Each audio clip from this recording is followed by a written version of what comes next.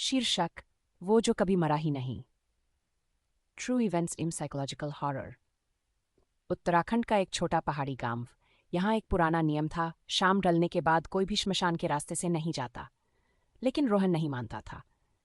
लेकिन रोहन वैसी 5 साल का सरकारी सर्वे प्रोजेक्ट पर काम करता था। नक्शे, जमीन की माप, ऊंचाई रिकॉर्ड करना, यही उसका काम था। एक दिन उसकी टीम ने बताया, कल रोहन श्मशान वाली साइट पर अकेले गया था। लेकिन रोहन हंस दिया, श्मशान में क्या ही होगा। अगली रात वो वहां गया, में कोई लाश नहीं थी, कोई आग नहीं, बस एक अधजली चिता जिसमें राख भी नहीं थी। रोहन ने नोट किया, टेम्परेचर अचानक गिर गया।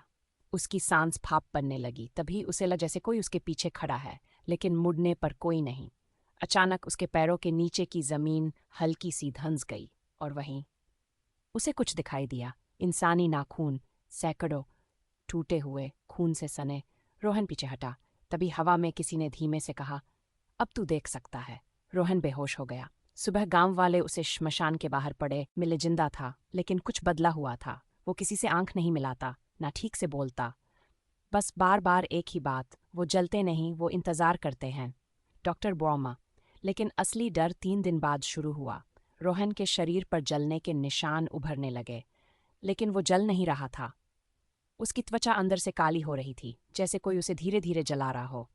रोहन ने एक रात अपनी माँ से कहा, माँ, जब कोई बिना अंतिम संस्कार के मरता है तो वो जाता नहीं। वो शरीर छोड़ देता है, पर जगह नहीं। अगली सुबह रोहन गायब था। कमरा अंदर से बंद, खिड़की सलामत, कोई निशान नहीं। पुलिस केस बना, मिसिंग पर्सन। 6 महीने बाद उसी श्मशान में एक नई चिता जली, लेकिन गांव वालों ने देखा चिता पर कोई लाश रखी ही नहीं थी। फिर भी आग जल रही थी, और राख में एक चीज मिली, रोहन का सरकारी आईडी कार्ड। पोस्टमार्टम नहीं हुआ, क्योंकि लाश ही नहीं थी। लेकिन इसके बाद गांव में अजीब घटनाएं शुरू हुई। जो भी श्मशान के पास जाता, वो अपने शरीर पर जलने के निशान लेकर लौटता, और कुछ दिनों बाद गायब हो जाता। आज भी सरकारी रिकॉर्ड में रोहन को डेड घोषित नहीं किया गया, क्योंकि कानून के मुताबिक जो कभी जला ही नहीं, वो मरा कैसे। और गांव वाले कहते हैं, श्मशान में अब एक आदमी घूमता है जिसका शरीर जलता है, पर वो चीखता नहीं, क्योंकि उसे मरने की इजाजत कभी मिली ही नहीं। हमें कुछ करना होगा। ये जगह अब सुरक्षित नहीं है। और करना क्या है? ये तो परछाई का खेल है, किसी को पकड़ा नहीं जा सकता। परंपरा के भी खतरे होते हैं।